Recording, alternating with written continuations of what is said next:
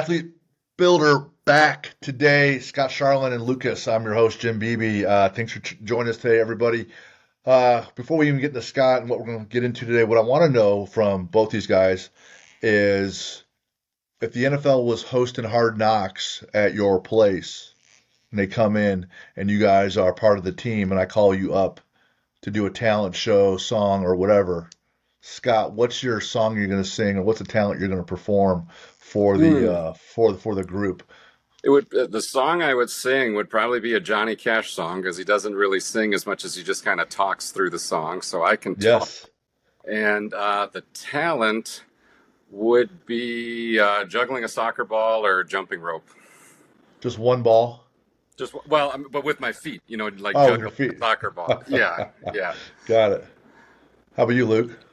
Um, so right now, if it was today, I would probably pick TGIF by Glorilla. I don't know if you've ever heard that song before, Yeah. but that's the song I would perform, and I would probably do it while line dancing. Boom. Yeah, there you go. Wow. Wow. Yes, yes. For those who don't know, I don't know about Scott, but Lucas likes to be out on that floor I in know it. his boots, doing a little two step, but also that Yep. do si do from back in the day, like in that grade school when you're doing that line Square dance. dancing, square Yeah, dancing. Yeah, right. yeah. We had So square dancing in my school as part of the curriculum of PE. we did too. As a punishment for all us Catholics, for since we weren't that athletic. This is a way to remind you that you're really not that athletic, and that's what we're going to work on today. So, Yeah. absolutely. So, big weekend for these guys. So, Scott and Lucas both work for PSM. Scott, we have here today, 20 plus years strength and conditioning coach in the collegiate world. Now he's over more in the private sector and been working his way up, manages a bunch of people, and essentially they look at 1,500 kids a year coming through their program, and he has his hands in all of it, trying to get these kids to be better athletes overall. And this just Mhm. this past weekend, they had Northeast Indiana's Sports Performance Clinic up right where you might guess, Northeast Indiana. And so since they're out of Fort Wayne, they hosted it, had 125 plus coaches attend to get better. So true subject matter experts in the area, and their Northeast Indiana empire is growing. It's not quite the Roman Empire of yesteryear, but it's still getting bigger and bigger. And they had We're another trying. solid weekend. So you guys, how was the weekend? How'd that go? Tell us some of the highlights. Yeah, it was really good. So it was our fourth year doing the Northeast Indiana Sports Performance Clinic. It's my favorite day of the year because as a young strength and conditioning coach, I grew in the turn of the century, 99, 2000, 2001, that era. I grew up on the Hammer Strength clinics. So every spring, Hammer Strength would put out these clinics, and they would just have a murderer's row of speakers. Dave Van Hallinger from Florida State, Boyd Epley, Rob Rogers, I mean, Steve Watterson with the Titans, you name it. These guys would go up there, speak. They just say, hey, here's what we do. Take it for what you want. Talk to you, be friendly, connect after the clinic. Thing costs like 200 or $100. It was really cheap. I did this when I was a GA at the University of Alabama, Birmingham. It was always up in Nashville at the Tennessee Titans facility. And so those clinics gave me such information and connections and relationships and such a great weekend that it was something that when I had the opportunity, I always wanted to do something like that again. So we finally have the opportunity now with Parkview Sports Medicine. And yeah, so every spring we get five speakers together. We get two speakers from inside PSM and then three nationally known speakers, bring them up to Fort Wayne. We have a lot of staff that then can get CEUs from it. I have 23 strength and conditioning coaches on my staff. Instead of paying them to go do CEUs everywhere else, it's easier just for me to have people come and do it right there. And we get a diverse number of speakers. We partner with five local universities, Parkview Health does, and so we make it free for all their exercise science students. So we probably had 40 to 50 exercise science students there. And then just for me, developing relationships in the area, and the strength coach at Indiana Wesleyan, the strength coaches at Ball State, and the strength coaches at Grace and Purdue Fort Wayne, and our guys at Huntington, Indiana Tech, St. Francis, and then all the highs. There was probably Mark Garrett from Crown Point was over there. The Coach Bosket from Carmel was there. We had exercise science professor from Kent State come over there. So great opportunity. It's $50. We make it super cheap. Free lunch, giveaways, prizes, you name it. Try and make it as enjoyable as possible, and just a way for me to give back to the profession with the clinic. And like I said, it's my favorite day of the year. Wow. Even more than Christmas or your anniversary. I hope your wife isn't going to listen this time. It's less stress than my anniversary. So it's a full day event with 200 people. Right. How about you, Lucas? How was it for you? That was great. I always like going to it. I'm always learning something from somebody out there, and there's always, always stuff to look at when we always got good vendors and stuff like that.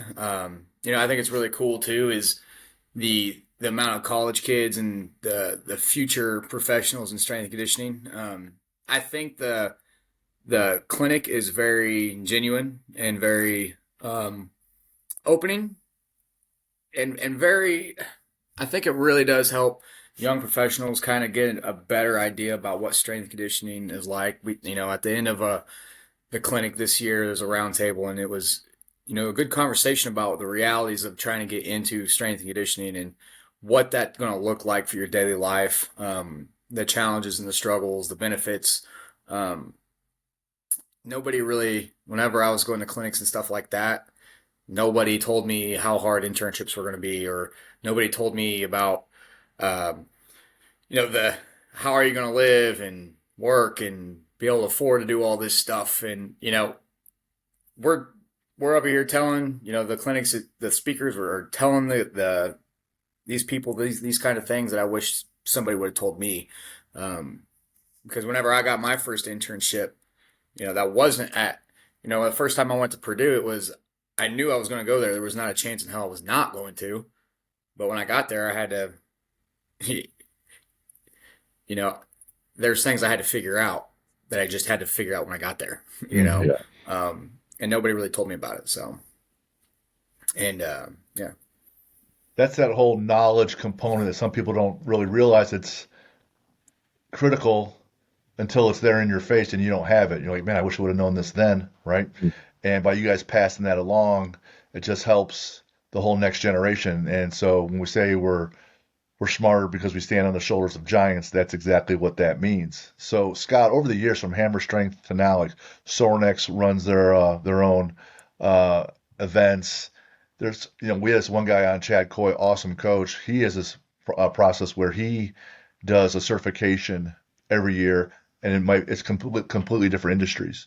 Mm-hmm. So, your event and my events, NSC approved for CEUs, but he'll do a nutrition event, but he also might do a course on jujitsu or on yoga or whatever. He's just 30 years, 30 different certifications every year. He just does a different one. Wow. Well, Scott, for you over the years, all the different ones you've been to, is there a speaker or story or a lesson learned where you're like, I remember back in the day, this guy said this, or this story was, you're not going to believe this. So from all those events, Yeah. does any of them like really stick out?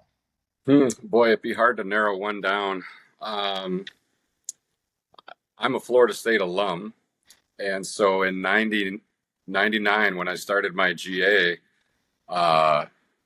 we were all staying at the same hotel, but the Florida State head strength coach at Florida State somehow didn't have a ride. So he literally just jumped in the car with us to get to the Titans facility. And so for me, this was like, Vince Lombardi getting in the car with you to go to the clinic. Right. Boy, That's awesome. I was actually told this story this weekend. So the Collegiate Strength and Conditioning Coaches Association, I was in the second class of folks to get certified for that in 2000 or 2001. So I was member 148 of the CSCCA. And still at that time, but there's a practical portion of the test, and then there's a written portion of the test, and we did the written portion of the test. But then for the practical portion of the test, you have to go around a group of six master strength and conditioning coaches and talk to them about, basically a question of their choice. Hey, periodization, show me how to squat, explain the power clean to me, blah, blah, blah, move around. Well, at that time, there had only been one class. This was the second year of the conference. So there had only been one class of master strength coaches.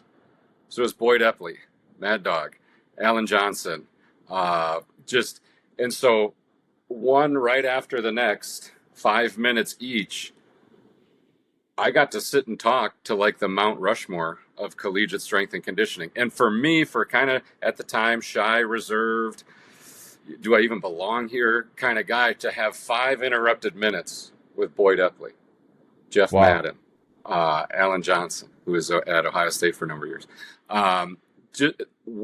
And I mean, it's still 25 years later, it's still one of the highlights of my career, talking to those legends in the field, because it's just never would have a chance to be presented with a situation like that again.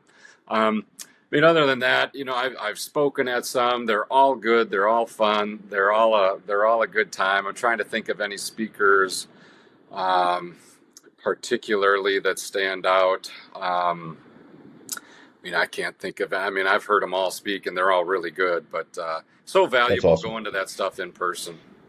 For sure. One thing about the Northeast clinic is that's really cool especially for if you're an employee at Parkview, is we got a really awesome group of strength coaches, and it's always a great time to see those guys when we're all in the same area, because it's one, just good people and a good time. So that's always the plus side of the one we got up here. So 2 years ago, I went to this Ohio State clinic, and they do it right before their spring game.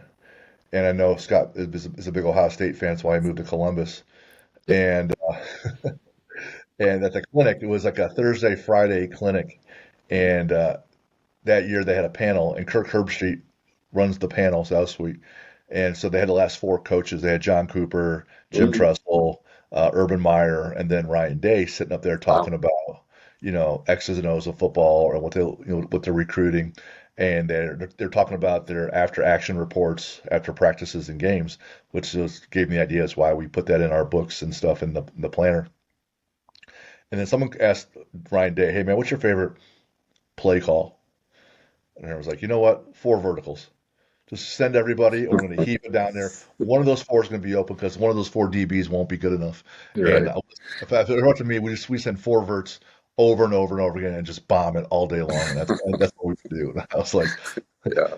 yeah, at its core, that sounds fun, right? You can't run a Yeah. game or a program like that, but that just sounds fun. And when they're real like that, it makes it more fun. And he's like, oh, it's a tangible person, and they give you a real story. But then there's also plenty of lessons. What do you notice in trends and strength and conditioning in the student athletes over the last few decades, right?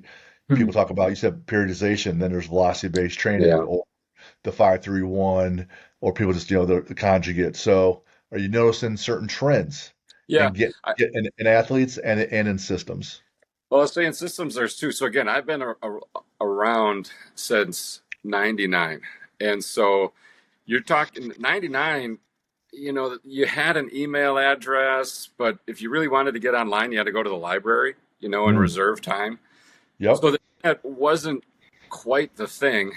And in '99, you couldn't go to a weight room and find chains.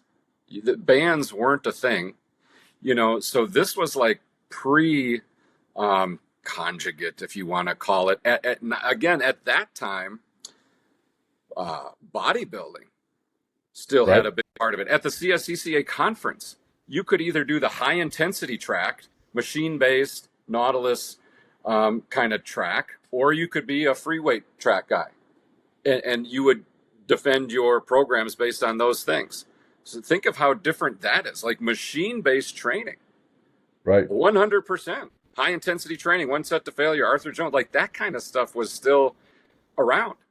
And so, yeah, I mean, it wasn't until I got to Ohio State and Columbus, for obvious reasons, that I even started seeing chains and bands. So we would have Dick Hartzell, the band man, come to Ohio State, and he'd show us these crazy bands. And we're like, this guy is out of his mind. Like, what is this guy doing? And then you'd read the West Side stuff, and you're like, makes some sense. So we started playing around with it, and now that's just strength and conditioning, you know. But when I started, that wasn't a thing. And then I would say on the speed side, this SAQ side, what Louis Simmons was to strength, Tony Holler's been to speed. The feed the cats. So, you know, we're not going to do 10 110s after practice. We're not going to do gassers. We're not going to do suicides. We're not going to do 300-yard shuttles. Hey, we're going to couple sprints, rank, record, publish, boom, get it out, do that a couple times a week. That's our speed and agility programming. And so, again, for me, the change, the philosophy change on the strength side is much more conjugate. And then the change on the SAQ side, much more feed the cats. As far as student athletes go, I say this to everybody. I started as the first strength coach at Birmingham Southern College. It's actually, the college is now closed, but I was the first strength coach there. My wife was hired as the volleyball coach there.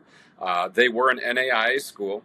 She was hired to take them to Division I. So I was the first Division I head strength coach there. It was the fourth smallest Division I school in the country. From there, I went to Ohio State, the biggest. Been at private schools, public schools, Philadelphia, St. Louis, Alabama. Hey, the student athletes are the same. They all go out on Thursday nights. They all won't squat low if you don't make them. Nobody wants to work out in the summer. They all want to hit arms afterwards. They're all going to drink on Thursdays. They're all going to skip breakfast. The student athletes are the same, whether you're at the smallest NAIA school in the country or Texas, because they're 18, 19, 20-year-old kids. Now, the ones at Texas have a little higher percentage of fast twitch fibers. The ones at Texas are a few inches taller, a few pounds heavier. They have some gifts coming out of the womb that the other ones don't. But man, they're college kids. They're all the same. They haven't changed.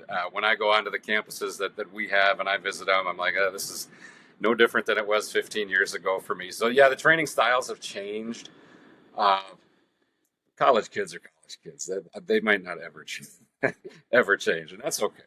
That's okay. That's okay.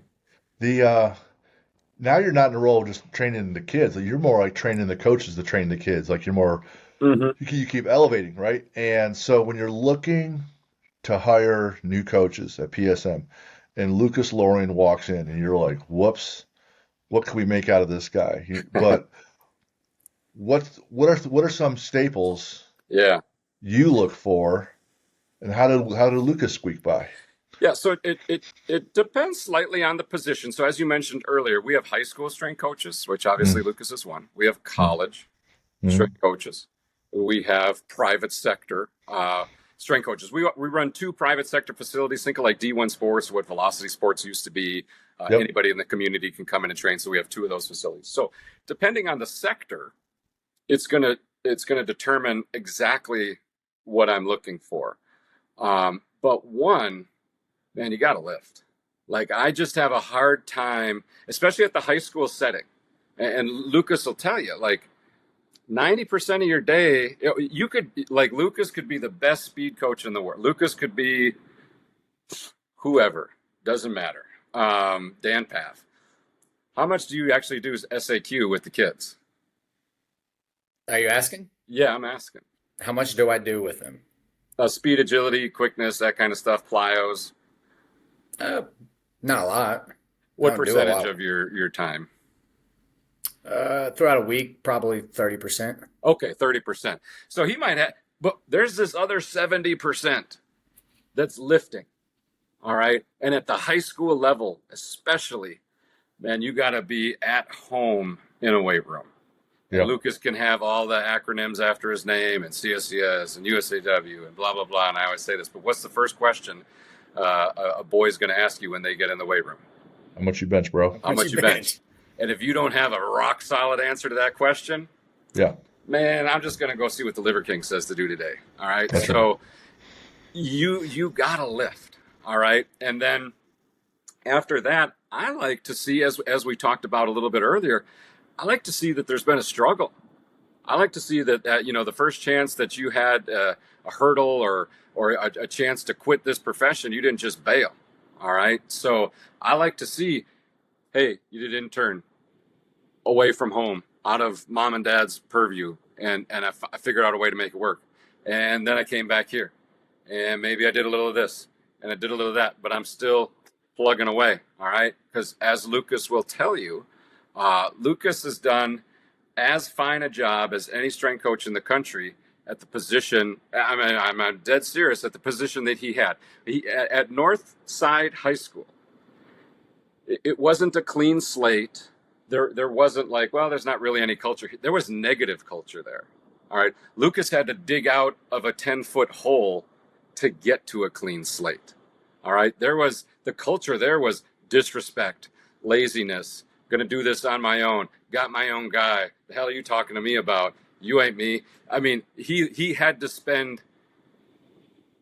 more than months, years just getting it to zero. There was no clean slate. On his slate, there was, dog crap and pee and vomit and spray paint. He had to wipe the slate clean to say, all right, now we can start building. So when I hire somebody in a situation like that, man, I need a bulldog. I need somebody that's not going to give up. And there were many conversations when I'd come to the Northside weight room and Lucas was like hanging on by a thread. But we got through it. All right. Now, the other side of that, too, is how can I make that? I'll tell my guys and girls every day, once they get hired, my job is to make their job as easy as possible, to make their life as easy as possible.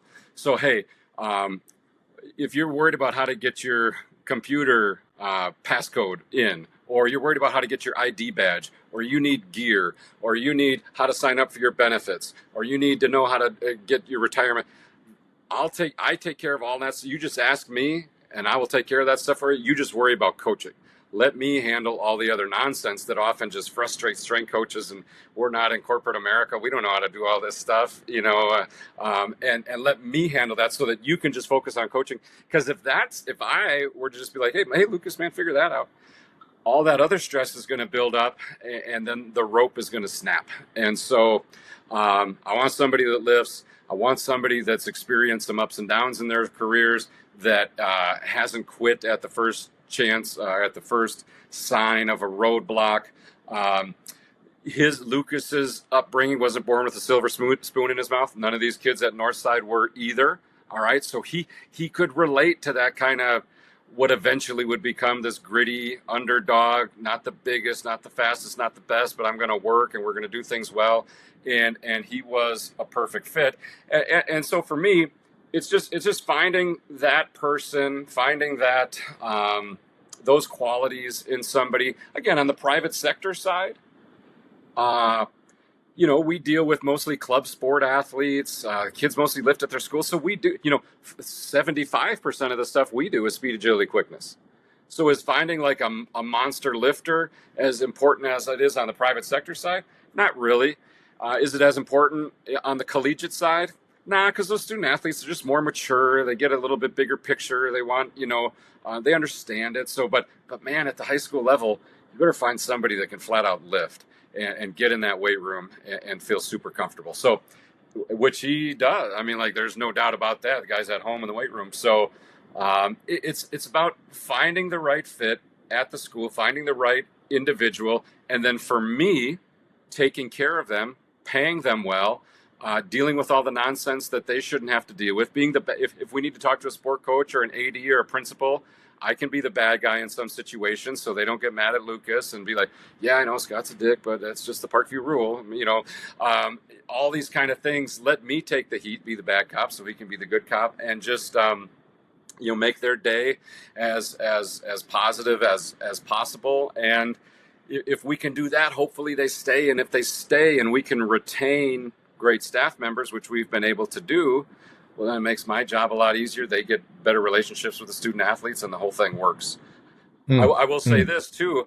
I love local candidates. Lucas is not necessarily local, but it's not like hey, it's going to be, 40 degrees and cloudy in the middle of April in Indiana. Like that can't scare you off. It's not, so having some knowledge of the area.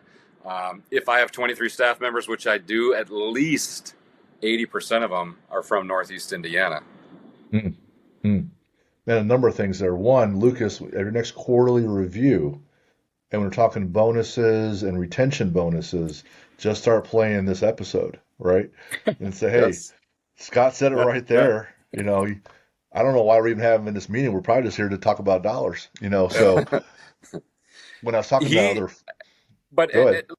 legitimately, and you see the stuff he posts, and you guys talk about, he is arguably as irreplaceable as any strength coach in the state of Indiana. Wow. Write that down, Lucas, in case you're late to work one day. All right. You can't find your Appreciate pencil. it. When he All right. wears his Iron Grip T-shirt in the weight room and should be wearing a PSM shirt, I let that slide. Yeah, of course, the athlete builder adds 10% to all PRs. So you really want to start improving everyone in the weight room, just outfitting them in our Yeah. gear and give them our books to read. So, Uh-huh. I remember my wife asking me because I was getting ready to launch this podcast idea and talk to other coaches, and they're like, "Well, who are you going to work with?" I go, "I don't know. This person can do this person can do that." I'm like, "I think I'm going to go with Lucas." And she's like, "What? Does he know anything about podcasts?" I go, "He knows as much as I do." Yeah. And so not much. So why Lucas? Well, I can check the box easily that he has the subject matter knowledge to get people better. All right, you pass the test, it's fine, whatever. But the fact that I worked with him at my gym and he was okay, he was good, not great, and I saw the maturity, the change there, and saw him suffer because I know what running a gym is like. And I said, all right, so if I can find someone that suffers and doesn't quit, that's almost 90% because everything else we can just learn. Yeah. If I we can love just it.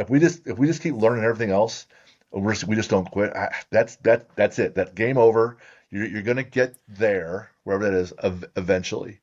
And I'm like, well, I'm gonna keep lifting and doing physical things, and he's gonna keep lifting and doing physical things. I'm like, all right, I guess I'm good to go. And they're like, that's the decision. I go, yeah, I'm hanging my hat on. He's not a pussy, and he won't quit, and we can learn this as we go, and we'll be fine. Mhm. And if you can do that and then get smarter, now you can't just be, all right, well, I'm smart enough. Now you got to get smarter at what we're doing, which we're trying to improve things. I think you're going to be fine in a lot of ways. A lot of ways. In any profession, Right. And that's, podcasting or strength and conditioning, or again, if Lucas wanted to go and do whatever the hell else, those yeah, skills, that grit, that determination, that can do, not going to quit, like that that's every it. employer is looking for that. Everyone, because it's so rare. And most people quit or they jump in the portal pretty quick. Hmm. So if I had a big runway, could you be a doctor or a lawyer? Yeah, probably. I just got to spend enough time and keep working at it. If I don't quit, Hmm. I'm sure I can learn it at some remedial level and just keep elevating. And the same is true everywhere else. So that's good stuff. Yeah. Um, one of the things I asked you about mindset and knowledge and things like that, and I first heard this with Jim Trussell and Maurice Claret. If you want to see a glimpse of your future, show me the 5 people you hang out with the most. And they're not the Hmm. ones that coined that phrase, but a lot of people say it. Talk about how you surround yourself with these right people, but sometimes kids, especially, or coaches, or even family members, or teammates, or coworkers, you're around some of the wrong people. And they're not people you necessarily have to cut out of your life, but sometimes you do. How do you coach them up? Hey, this is not a good situation on this team or in this environment. What can we do to evolve it? And then how do you have that conversation next? Like, Yeah. all right, it's going in the wrong direction. It's time to separate and maybe Well, but change paths here. before we get there, you want a Maurice Claret story? Because I was at Ohio State when he was there. So Oh yeah, for we're sure. at Ohio State now. I'm on the Olympic side, not the football side. Again, Alan Johnson was there on the football side, and a guy named Bernardo. They had some other guys on the football side. So he comes in and sets like the squat record for whatever the football team, Mhm. and he's just out. I mean, he's 1% of the 1% athlete, and so the first rule of strength and conditioning or medicine: do no harm, don't mess them up. Hey, we just you got a diamond, you just gonna polish it up. And Yeah. so the joke was always, hey, coach, what does Maurice Claret's workout look like? Give him a stopwatch and tell him to go jog a mile, and then bring her back in Right. and wait for the other guys to get finished working out. Right. Because that's all he did. It's all he needed. Like Yeah. we weren't gonna try and like do this big workout with this phenomenal athlete. It's just like, here, man, take a stopwatch, 4 laps, and then when you're done, just head her on in. Yeah. And so now back to your. Go ahead. Did you have something? Well, setting the squat record is huge, and he only played his freshman year, so it means Mm-hmm. he did it his freshman year. Then it's like, dang, right? So to your point, though, when we have those 6 things that we talk about here, and one of those boxes is totally checked, like you said, his physicality. If that training is totally checked, you just maintain that. Don't really need to push that anymore. He's strong enough. He's fast enough. He's enough endurance. Then you got to look at the other 5 areas where someone could be weak. Which Nutrition, he was. making bad There's making yeah, bad choices with your teammates, blah blah blah. yeah, Raise that standard, and then you got a better athlete. So go ahead. right. And think of. We'll get back to your other question, but this is a fun one. And so think of all those other 5 things. Now this was 2005, so this is 20 years ago. The nutrition, the knowledge of nutrition. There wasn't a nutritionist at Ohio State 20 Right? years ago. Mental performance. Do you think Maurice Correct could have benefited from some mental performance coaching, some Yeah. life Right. skills coaching, all those stuff that as a profession of performance, we've learned and developed and grown over the last 20 years. Think of how that could have helped an athlete like that, or like a Lawrence Phillips, or back in Nebraska in my day. Think of how those athletes could have benefited from those programs like that. Maurice Claret may not have gone down, may have, but you never know. Had some of those other, there was strength and conditioning, but had Yep. some of those other areas been as developed as they are now, maybe he could have gone down a different road. I'm going to hit you with one more good story about nutrition. And you say, oh, the student athletes at Ohio State and this or that. So every Wednesday night at Ohio State, the football team in their indoor, they would have a team meal every Wednesday night. And it was like the fanciest um, wedding reception you've ever been to. Steak and shrimp and baked potatoes and a full salad and desserts and this and that. They had to have the strength coach take attendance, because if they didn't make it mandatory, the kids would have just gone to McDonald's and back to their dorm room. Oh no. So they had to take attendance at Right. Ohio State to feed the kids steak and shrimp, because without that, they weren't going to come. Wow. That's why the kids, there's no difference. Right. Kids are kids. Sure. And so those are, I'm giving you all my Ohio State stories, but those are 2 good ones. Just That's funny. reiterate that question you asked me 5 minutes ago about the staff and making sure it's the right fit. And how do you know when to let somebody go? Yeah. So like you said, if you're surrounding yourself with the right people, things work pretty well. What happens when you're surrounded by someone who's not, a good fit currently? How do you handle Mhm. that? And if they never become a good fit, Yeah. how do you handle that? Well, we always say, you got to make the expectations of the role clear. Do they know exactly what they're supposed to be doing? If you make the standard, if you make the expectations of the role clear, all right, then we just have to say, hey, I want you to know, I noticed that I don't know that we're meeting the expectations that we have in this contract. So again, all our high school guys, all our college guys are under. We have a contract with the high school or the university. Hey, we're going to provide this. We're going to provide that before school, after school, during the school day. Here's what we're looking for in the summer. So I make that the expectations clear for the coach, clear for the school on what to expect. And then if we're falling short of that, all right, then I have to step in and say, hey, we're not meeting our expectations here. And does that happen? It happens. I will tell the strength coaches, I come around every 2 weeks. There's 11 high school strength coaches. We have 3 college strength coaches. They're all spread out. So I get to Fort Wayne and I'm just driving circles, seeing everybody every 2 weeks. And I tell them, I don't really care what you do. Like, Lucas doesn't need to send me the program that he did in sixth period today. I literally don't care.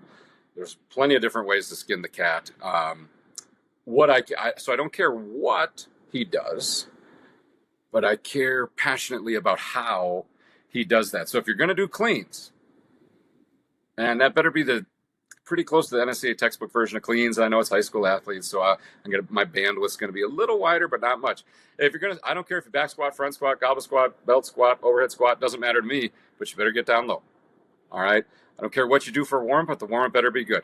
And so when I'm going around, I'm just kind of looking at that. Does it pass, the standards of Parkview Health, Parkview Sports Medicine that we've set?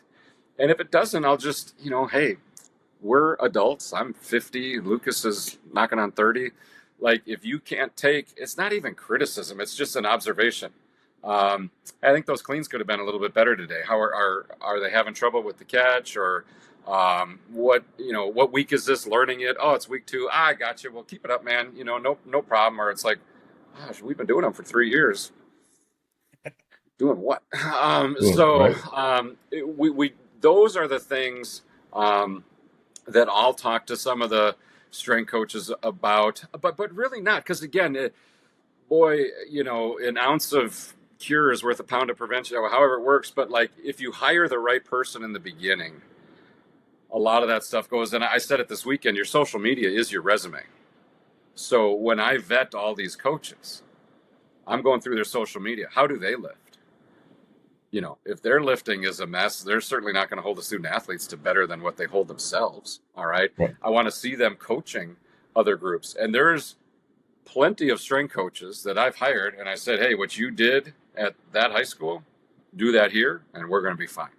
But then, you got to surround yourself with good people. And what's so challenging for Lucas, really any of our guys, let's be honest, high school sport coaches, they're the vast majority are okay at best. All right. So when he is the only professional coach on his campus, that guy gets his job from coaching, not from like being a banker and then going coaching or selling insurance and then being a coach in the afternoon. There isn't a high standard of coaching, or like when I was at the university level and I had at Ohio State or even St. Louis or wherever it was, like, oh, there's the conference coach of the year for soccer. There's the national coach of the year for volleyball. Here's a Hall of Fame men's basketball coach. Like, those 5 people lift you up because you go to their practices and you're inspired. Our guys go to sport practices and it's like, holy moly, how do we even get a team out on the field Friday nights? And so that's football, let alone women's tennis, let alone all these other sports. So it's hard in those environments to not get brought down a little bit, because it's like, man, mediocrity is just so accepted here. But that's kind of a rambling answer. But you got to have what we call lion-hearted conversations. And if it's not working, it's just not working. And 9 times out of 10, the employee will realize that it's not working too, and letting them go. Now, not all the time, I'll be honest with you, but letting them go is a relief to them because they weren't in the right role. That's that environment and that situation, very similar, whether it was, banking, because I used to work in the banking world, but also with you guys, you're talking about coaching the coaches. The coaches see that with the athletes. If your program is held at a standard, you're always 5 minutes early or whatever. Let's say it's one of the pieces. And you're the kid that's always 10 minutes late and always, having a help session. Like, it's clearly this isn't the place where you want to be. This is what we're doing here. You really don't want to be here. So it can be a relief to both parties. And you keep quoting Ohio State. When we had Mickey on, we said this a number of times. The leadership, whether it's a captain on the team or the coach or whoever runs, or maybe the AD, the leaders must be, seen, like you said, seen doing the right thing, lifting with good form, right? Heard, you give them the right instructions, but then you must be felt. They must feel your presence. They must feel your energy. They must feel your caring, so that they see all 3 of those components, because all 3 are then critical to move that coach or that athlete forward. And when it's not there, you have to have a conversation. Hey, you didn't squat low enough. Hey, you didn't hold that class to the standard of squatting low enough. It's the same thing. You noticed a cue, or you know something was wrong, you give them a cue. So it's not like you're being, belittling them. It's just a cue to how to perform better, whether you're coaching the squat or you're squatting Yeah. itself. And that's been the hardest thing about my current role, is because it's really, if I only come around every 2 weeks. Hey, maybe Lucas is just having a bad day. Maybe this is just the wrong class to see. Maybe these kids are coming back from spring break. I mean, there's a, so I have to understand that as well, and not overstep my bounds to like just blow up the strength coach because it wasn't the best session in the world, because I'm not there every day.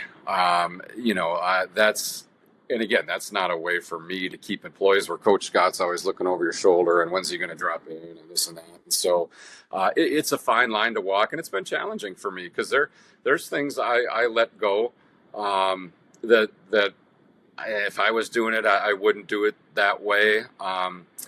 But man, if that coach, and I get feedback from the athletic directors, I get feedback from the athletic trainers, and if everybody loves that guy or girl, then again, that bandwidth is going to open up a little bit. We're not going to hurt anybody, but we have to realize that the personality, um, again, you could have the greatest technician in the weight room, but if the strength coach is a jerk and nobody likes him and the coaches don't want to work with him, then nobody's coming in there.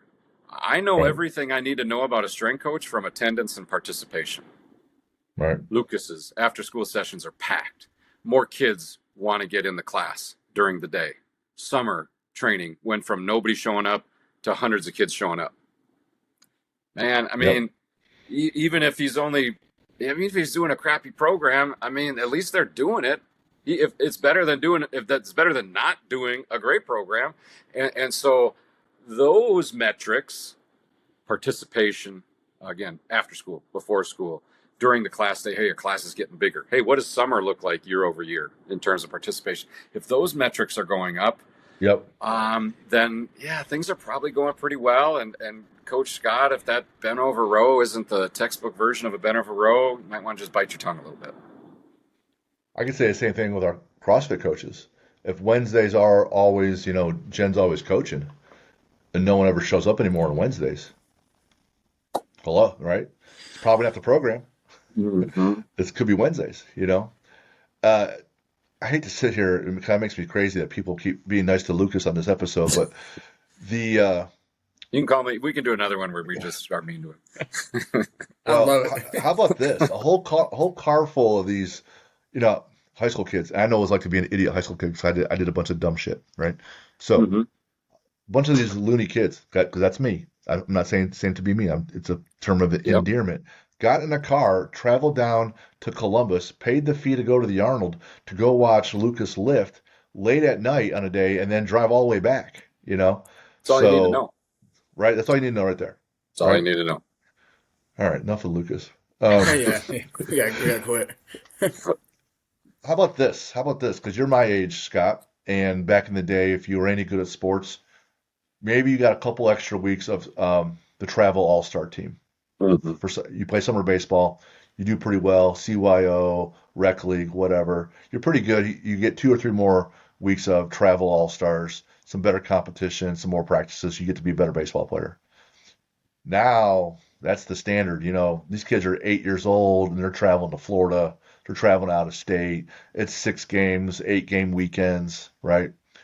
Talk to me about pervasive, repetitive use injuries that you see. It's always, not always, it's often these couple of areas. And what are some things we got to do to make sure that we can not necessarily prevent it, but help prevent it? Because if we can lower that injury rate, the kid's got a better shot. Yeah. Hey, I had this conversation again with Coach Garrett from Crown Point this weekend, and we've certainly lost the forest for the trees, or maybe it was our intern call. I forget exactly what it was, but development has taken a second, as second fiddle to accomplishment. Hey, we got to win the 13U World Series, or what the hell are we even doing this for? So development has taken a back seat. Now, we at Parkview Sports Medicine, we train 10 youth sports clubs. All right, not just teams, entire clubs. So we have a soccer club with 350 kids, U11 to U18. We have four volleyball clubs that we work with. We have two baseball clubs that we work with. We have a hockey club that we work with. Now it's our little window of the world. It's our neighborhood. It's our sandbox, and we get to play in it. So because we sponsor those teams as Parkview Health, sports performance training is built in all of their practices throughout the year. And Hmm. we own the facilities that they practice at. So it's not like, hey, practice on this side of town, then go do strength and conditioning on the other side of town. And if you get hurt, go visit your pediatrician, which is on the third side of town. Literally, we have athletic trainers, physical therapists, strength and conditioning, and where you practice all under the same roof. So it's totally convenient. So um, Solid we model. yeah, it's a great model. And hey, if you have a healthcare company that makes, 9 figures a year, you can do it. If you don't, you're kind of out of luck. So we realize we have gigantic built-in advantages. All right. But it is what it is. We take advantage of it. So yeah, all those teams from when practice starts. So like hockey is August through January. Soccer is March through November. Volleyball, December through May. Baseball, November through March. They either come before or after practice, or some just built it 30 minutes right into their practice at least twice a week. And Okay. so we see those. So like my staff is up in Fort Wayne today. They just had their volleyball teams, had their big, whatever tournament over the weekend. They probably played 5, 6, 7, 8 matches on a court thrown down over a concrete, convention hall. Shins, knees, ankles, hips, backs are all wrecked. Missy Macbeth spoke at our clinic this past weekend. She said the average volleyball player takes 70,000 swings in a year, maybe something like that. And so all we can do, what we do, we want to be as anti-sport specific as possible. Whatever they're doing in the sport, we want to do the opposite. All right. So when those volleyball girls come up, what do you do with volleyball? What's your vertical jump training program for volleyball? Bro, we're training them when they're jumping thousands of times a week. We're not gonna like lean into that and jump more. We're not gonna jump at all. We're gonna do isometric holds. We're gonna do body weight relative strength. We're just gonna do legitimate strength training. We're not gonna do a ton of pressing and we're gonna do a bunch of pulling because they're going forward so much in their sports. We're not gonna do a ton of ab stuff because every time they swing, every time they jump, that's a They're con- flexion. We're they're gonna have to do contracting. Yeah. yeah. So we are you sports specific for volleyball? Yes. What does that mean? We do the exact opposite of what you do all weekend, all day long. Because if we just do that same thing, man, you're just leaning in to those overuse injuries. Yep. And we do the best we can. The weak things break. We all talk about. So we want to get stronger, particularly in the posterior chain, Yep. particularly females, hamstring. Well, really anybody, hamstrings, hips, all those things we want to work on. But we're also not afraid because we have them so often. We're also not afraid to be like, damn, the steak is burnt. Like it ain't coming back. The dog is whipped. Come on upstairs, ladies. We're gonna, foam roll and stretch and do a little something like this. It's not like, oh, well, this is our only workout of the week, and I don't know when you might be coming back. So gosh dang, we got to do our trap bar, 3-rep trap bar today, or it's just never gonna happen. It's I part get of it. their practice, and so Beautiful. yeah, that's how we do it. I don't know. I mean, my kids are in it, and they've had injuries themselves, and I lift them hard, and it's almost, boy, you don't want to say it's unavoidable, but it's almost, when, not if it's going to happen.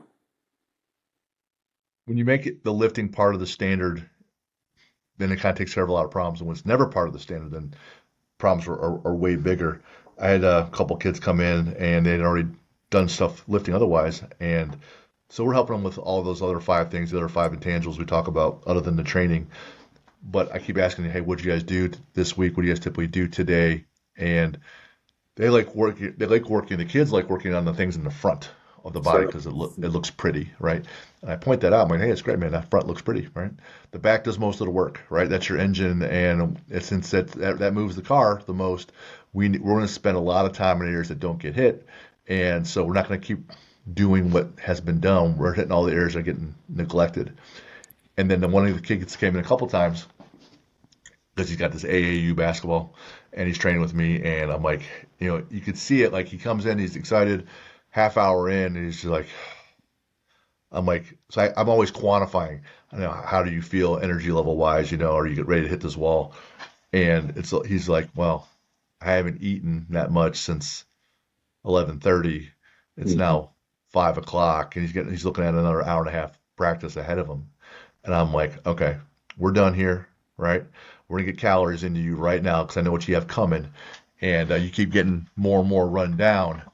I can stop the bleeding a little bit temporarily and fix the situation by getting you some calories so you can survive the next hurdle Yeah. tonight and try to help you limp through the rest of the week. Yeah, and because we love our children so much, and Lucas will figure it out when he has kids, you want to give them every opportunity. Hey, if there's an extra chance to play in this team surround, we just mentioned, hey, you're the average of the 5 people you play against. Hey, if you're playing around other great athletes, you're going to get better. You don't want your kid on the fourth string U13 volleyball team because those other kids are picking their nose and pulling their pigtails. Like you want better for your kids in that. And so, oh, if we have to do an extra lesson, oh, if we have to do an extra team, oh, if we can't take this week off. And the clubs, they have fed, they have thrived, they have profited off us as parents just Sure. wanting to provide the best things for our kids. That's all we want to do is provide the best for our kids. And if you're offering a week-long volleyball camp between the two seasons when they should be off, but instead you're doing these lessons, boy, I really feel like, you told me I got to sign up for these lessons, so we're going to sign up for these lessons. And well, all we try and do, PSM, we just try and make that as convenient as possible, where it's all under Yeah. one roof, where you're not chasing around Fort Wayne trying to get all those other services. And then back to your posterior chain, I always said this at the collegiate level. Hey, if all things are equal, and my athlete's posterior chain is stronger than your athlete's posterior chain, I think that gives us a competitive advantage. If my calves, hamstrings, glutes, erectors, trapezius Oh are yeah. Game. stronger than our opponents, I think that gives us a competitive advantage. And I worked at a lot. I mean, anybody's going to be successful at Ohio State. Like being successful at Ohio State's not a trick. Um, it's the other universities that I was at that we had success across multiple sports, multiple situations, and those core principles that we took with us everywhere we went, it made a difference. Yeah. And strong posterior chain was one of them, and that's a Louis Simmons thing. Oh, for sure. So I think what gets forgotten is the point you already made earlier. And so if you follow along here, you talked about Maurice Claret being so physically there that box was checked. So mindset, knowledge of your sport, working with teammates, training, nutrition, recovery. Well, if someone has so much volleyball all year long, that's the knowledge of their sport. And if that box is so far checked, like Maurice's was on his training, well, let's not check that box for a little while. Let's check the other 5 boxes, was what I'm saying.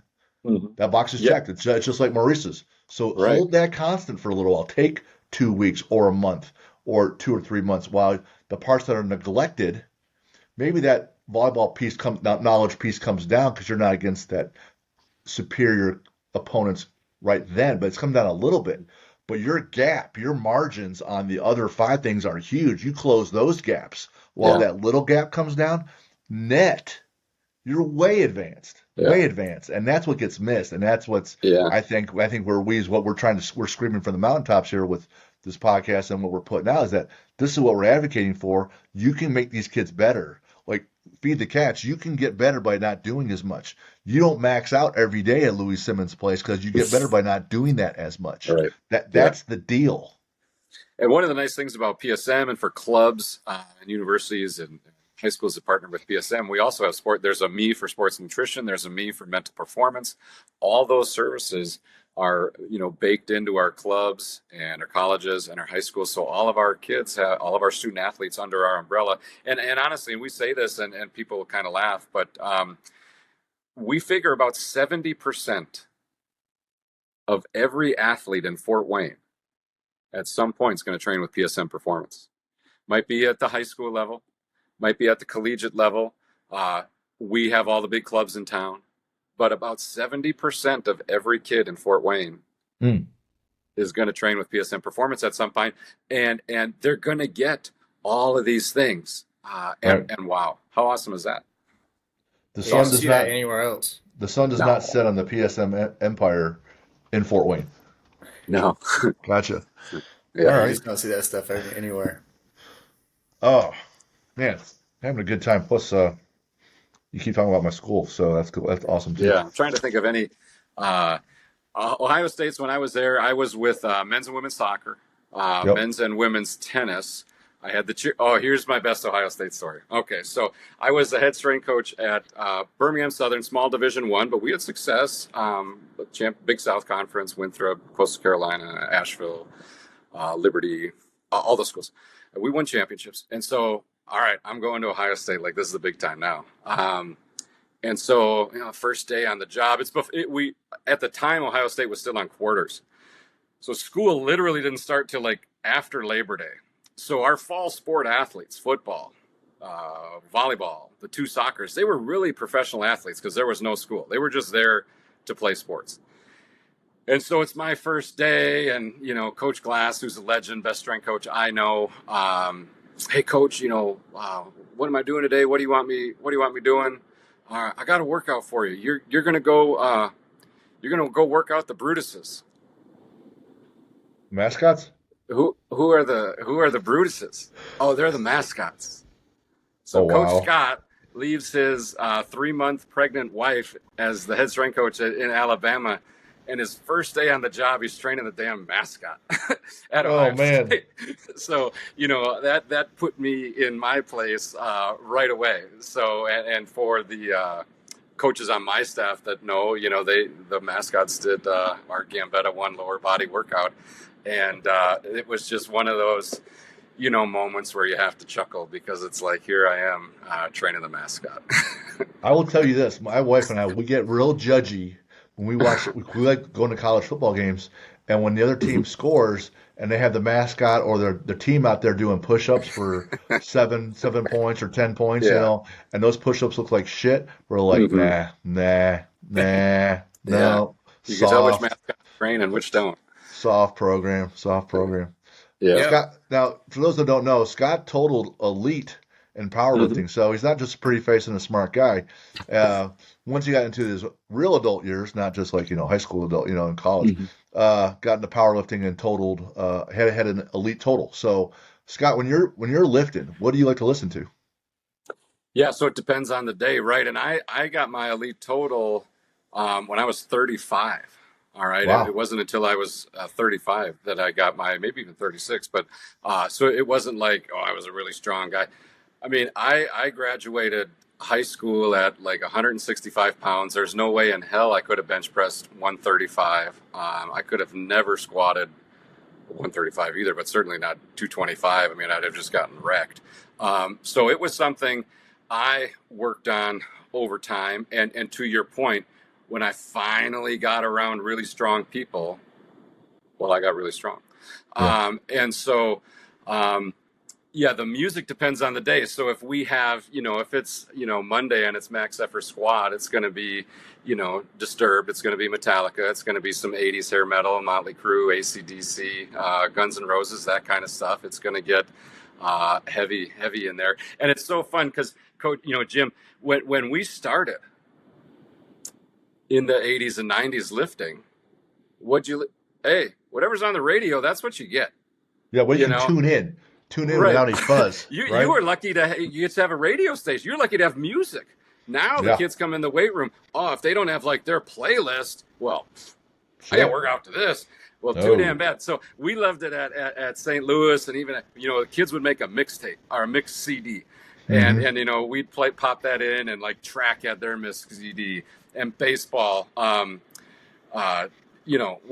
baseball would come in, and I love training baseball because those guys would lift, and boom, we'd put it on 11, and Korn Twisted Transistor would come on, and it's just like, and we just like, we couldn't even talk to each other. The music was so loud in there because they'd come after practice, they'd be tired. And so, yeah, it's going to get really heavy on that max effort squat day, that max effort. It might be Rocky soundtrack, Hearts on Fire, that kind of stuff. Get you There you going. go. All right. Tuesdays or Thursday, if it's more of a dynamic effort day, then I'm gonna go like pop punk, Blink 182, Rise Against, that kind of stuff is where I'm going a little bit faster beat, and we're gonna get in and get out of here and get jamming and get that get those VBT numbers up there as high as we can. That's awesome. What's a bucket list trip for you and your wife, but you haven't done it yet? Yeah, so as I get older, I feel like I probably have one powerlifting meet left in me. I'm 50. I can now compete as whatever that is, Masters 2. But I do still want to physically challenge myself. And so for me, what that equates to is going a really long walk. Now, that might not be the Appalachian Trail. But there's a trail in Ohio. It's called the Ohio Erie Trail. It literally goes from Cincinnati to Cleveland.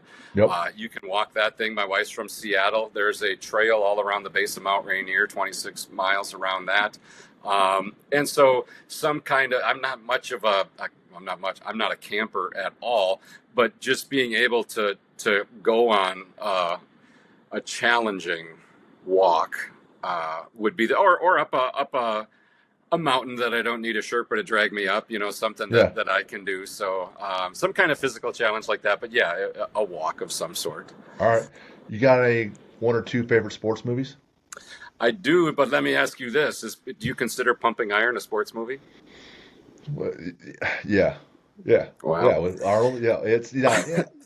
It's because I love It's a Arnold. So documentary. I'm so biased to Arnold. I'm like, Yeah. well, yeah, So fine, if you okay, consider Pumping, I mean, we all remember where we were the right, first time. We saw it. It was just like, damn, that's the most awesome thing I've ever seen. right, I want to be involved in this the rest of my life. So yeah, it's hard to say it wouldn't be Pumping Iron. Now, what about, do you consider Rocky 4 a sports movie?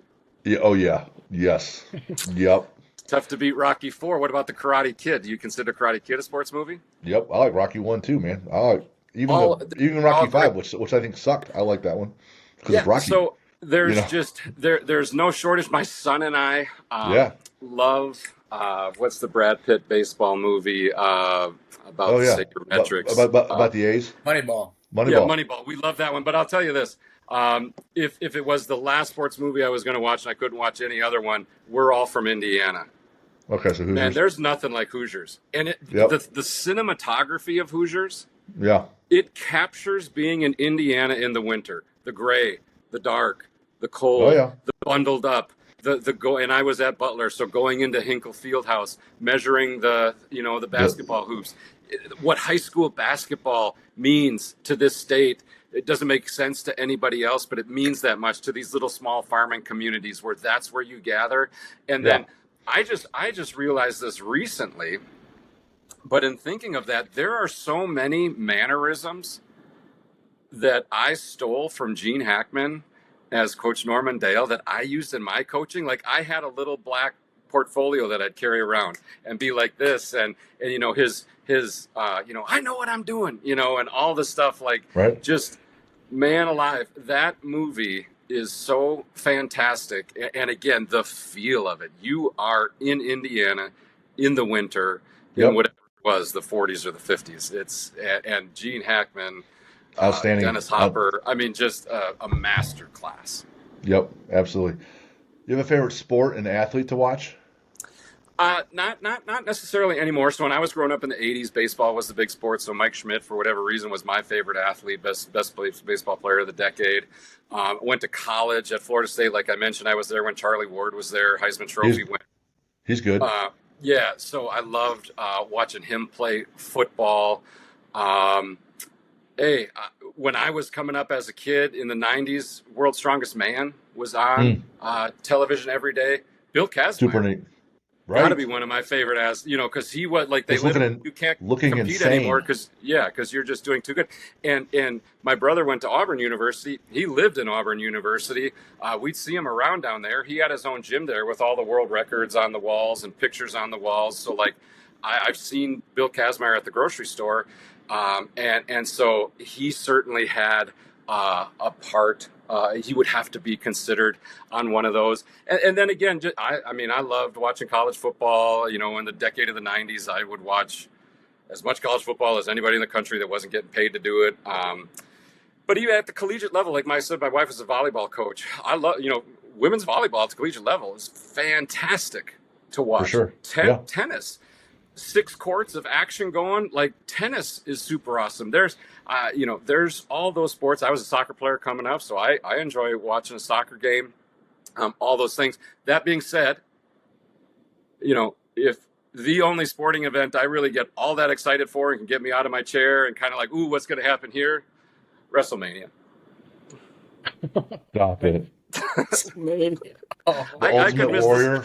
well, it's just an escape, right? It's like Yeah. it's just fun. It's not serious. There's, you know, God dang it. I was watching something the other day, and it's like the over unders right next to the score, and then the you know, who's favored by the sports is just about gambling anymore. Like it's just a feed of gambling edition. So I don't really and load management and blah blah blah. Like I do not watch. I probably watched.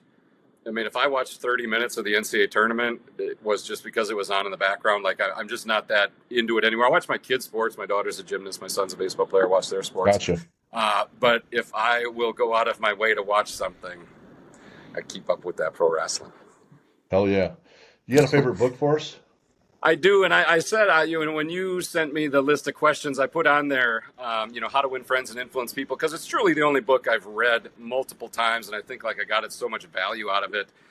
But I was walking around the neighborhood the other day, and I'm like, man, if I was on a desert island, like I wouldn't take that book with me. So I'm going to go with Undaunted Courage, which is the story of Lewis and Clark's travels across the Western United States, and it's such a great, Stephen Ambrose is the author, and it kind of weaves in between their journals and then his editorials on what they're doing and what they're seeing, and just what a remarkable story that is. And some of the things they say, you know, when the Apollo 11 astronauts or 13 were going around the moon, like they were always in contact with Houston. They were always in contact with NASA. And Lewis and Clark went out there, they didn't talk to anybody. They could have just died. Nobody knew. They weren't sure if they were going to find woolly mammoths out there. They were just sure that there was this water trail to the Pacific Ocean, and just the writings from their journals, how they describe the mosquitoes, and how their first winter they spent in North Dakota, and just how cold it was. And they finally get to where those are some damn big mountains. We ain't never seen mountains like that. Like they're coming from the east. They've never seen Rocky Mountains before, and it's like August, and damn, there's snow on the top of those mountains. Those things are going to be high, and they get closer and closer and closer and closer and closer, and they're going to climb them up, and we're going to look over these mountains, and there's going to be the Pacific Ocean, and all they see for miles and miles is more mountain, and just how crestfallen they were, and just like, damn, this overland water route isn't here. And there's so many more stories like that. They're seeing new animals. They've never seen grizzly bears before. They're seeing new animals every day, and just how they explain it in their journals, and just the chance encounters they had that kept them alive, and with the Native Americans. Man, it's a wang banger of a story, and so that to me is a book that would be considered one of my favorites. There's a lot, obviously, but that one always sticks with me because those stories are remarkable. It's like the ultimate story of, you know what, I'm just not going to quit. I'm just going to keep going because I know that I have this belief. And so as long as I just if I don't quit, like Lucas, if I don't quit, I'll be fine someday. I'll get there someday, right? How about this? Like, and this could be fiction or nonfiction. Oh, I love this question. I've thought about it a lot. Could be a real person, could be not, you know, whatever, in a book or on TV. Villain and hero. Yeah. So hero for me, I mean, what profession are we in? It's got to be the Incredible Hulk. Okay. So now villain though's got to be Hans Gruber from Die Hard.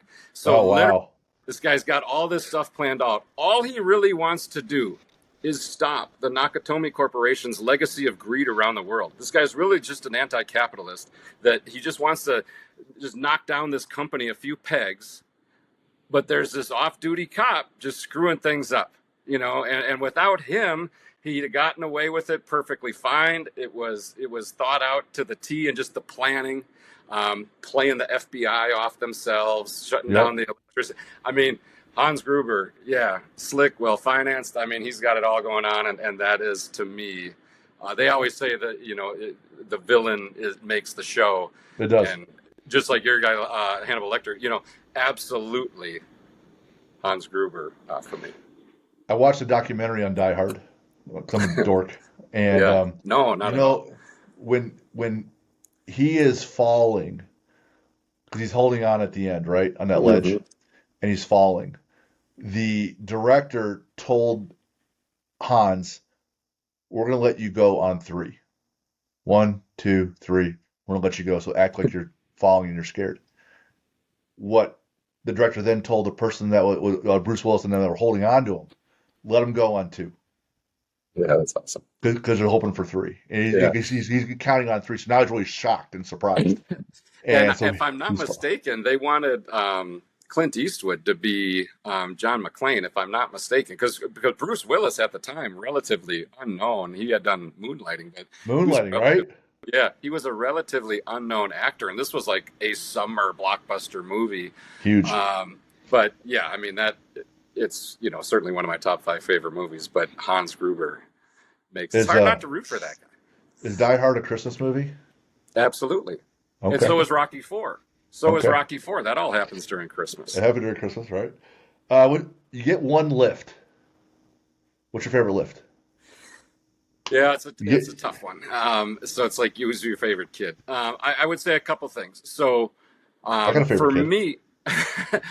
me, I was Lucas. never very good. I didn't start back squatting till I was like 21, 22. So like squatting was a definite weakness of mine. And then I would squat high and my knees hurt and I had knee braces on. So I went from a terrible squatter to a competent squatter. And so it's hard for me not to answer squat with that exercise, because screw you, it's the hardest exercise, it's the most comfortable exercise, it's going to be squat. That being said, deadlift athletically, I feel, because of what we talked about, the posterior chain, for myself, for my son, even, I think and it was the lift really that got me the elite total. My other lifts were good, but 639 deadlift at 198, that was what got me the elite total. So that has a special place in my heart. Sumo But deadlift, right? Oh man, oh man, Lucas. Lucas, everything I just said, I take it back. Yeah, right. Here it comes. uh, Here it comes. but like, how can it not be bench press, right? How can it not be bench press? I bench press 400 pounds. I loved doing bench. I mean, like, I could bench press every day. So it's hard to say, but again, they all hold a special place in my heart. So for you're on the stand and I'm the attorney, I'm going to sit there and say you didn't answer the question. Yeah, back squat. There it is. Okay. And you got a quote for us. Yeah, I'm a big quote guy. So when I was at St. Louis University, no one grows up with, a St. Louis University flag on their bedroom wall. It's Mizzou or Illinois or wherever else. And so our student athletes were really just kind of like, I go to St. Louis, but so I wanted to inspire them. I wanted to motivate them. And so we had a quote of the week every week. And I was there for 5.5 years. And so we would put these quotes up and I love that. Like, I thrive off of quotes, seeing what that motivates me a lot. To me, whether you believe you can or you can't, you're right. I think Yep. that positive mindset, if you don't think you can do something, I'm going to guarantee you there's no chance you're going to do it. Yep. Likewise, if you believe you can, then there's a shot. The other one would be, a ship is safe in harbor, but that is not what ships are for. Hey, your body's safe sitting down on the couch at home watching Netflix, but that's not what your body was made for. Nothing Right. awesome ever happened while you were sitting on the couch. Well, you develop that body and all your 6 things that you talk about so you can go out there and do stuff. You can go lift. You can go compete. You can go walk the upper. You can climb a mountain. You can row a Right. boat. You can do all these things. And you're safe sitting at home at your couch. But that's not what your body's for. I come back to, man, you're only here once, so gotta go. You gotta go Hmm. now. Gotta go now. I always, I'm like, in the last minute of a conditioning work, I'm like, 1 minute, gotta go. But now I start telling people, man, you gotta go now. Like, what are you waiting for? What are you waiting for? Could die Absolutely. to, not to be morbid, but you could die tomorrow. Like, you really could. Yeah, nothing's guaranteed. Scott, where can people find you? Most days now on Instagram. I think it's just Scott Charland on Instagram. Happy to follow or I post. I really just retweet the stuff from PSM Performance. So PSM Performance is my staff. I have great staff on my sports performance side, the private sector side, that run our Instagram, and I really just repost stuff that they have on there. I mean, I was big on Twitter, but Twitter's dead, so I don't go much on there anymore. But yeah, Instagram, Scott Charland or PSM Performance. Have a Okay, YouTube channel, have a great YouTube channel, I think, that has all the videos that we do, all kinds of different warm ups, probably 30 different warm ups on there for depending on your environment and what you need to do, and then some other lower body circuits and stuff. So that's a decent place too. gotcha. Perfect. Man, Scott, thanks for being on the show, man. It was fun. Anytime, I enjoyed it. This is It was different, some fun. different questions. So I did. I had a lot of fun. You Yeah. guys do a fantastic job. I look forward to your podcast. And I'll be honest, there's times I go right to those questions at the end because boy, that's a window into the soul. Right, right. The one we just launched today has Chris Duffin, so that was huge for us. I saw that. Um, Yeah, a good one. yeah. For those that want to email us and get a hold of us, me and Lucas and me, or I can always forward your questions on to Scott, info@athlete-builder.com. And like they had with their Northeast Indiana Sports Performance Clinic, our Athlete Builder Summit is June 7th. We got people coming from all around the Midwest, PhDs, people from different states on their own dimes.